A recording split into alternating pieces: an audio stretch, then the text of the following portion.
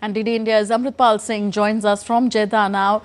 Amrit, this is Prime Minister Narendra Modi's third visit to Saudi Arabia in 9 years. Tell us, what are the reasons behind this increasing closeness of ties between India and Saudi Arabia, indeed the transformation in their relations under Prime Minister Modi?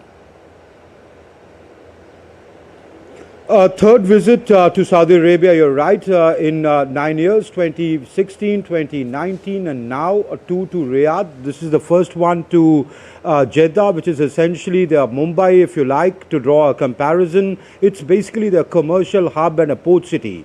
He is the first Prime Minister in 40 years or 4 decades to visit Jeddah.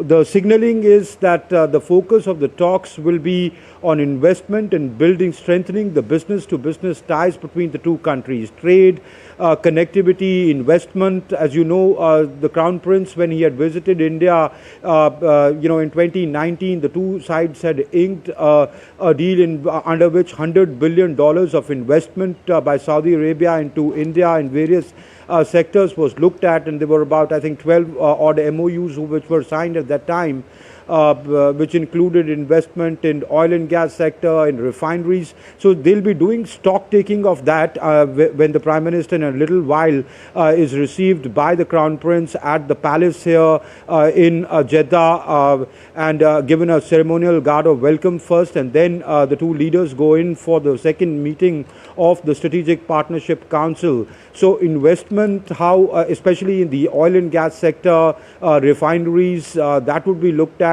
looking at how investment in other sectors like infrastructure, pharmaceuticals, IT can be looked in, and joint development and work, production of munitions, at least, if not larger defense equipment, and also from the Indian side, investments into Saudi Arabia, which right now stand at close to about $10 billion, and the huge companies like L&T, Wipro, Tata Motors, etc. already have a sizable presence here. How that can be scaled up, that will be one part. Increasing the trade between the two countries will be other part.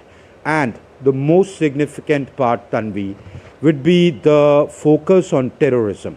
Given what's happened today in Kashmir, and the long-standing stand of India that terrorism is a scourge which all nations have to be on the same page and fight together if it has to be defeated.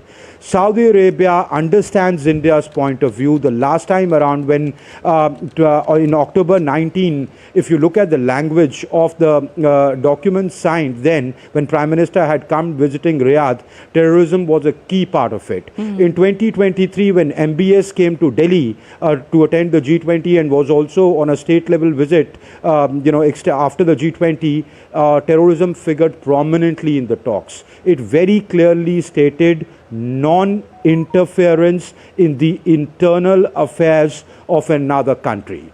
The countries who are supporting interference in the internal affairs of our country using terrorism as a tool, I think the signaling from Jeddah would be very clear.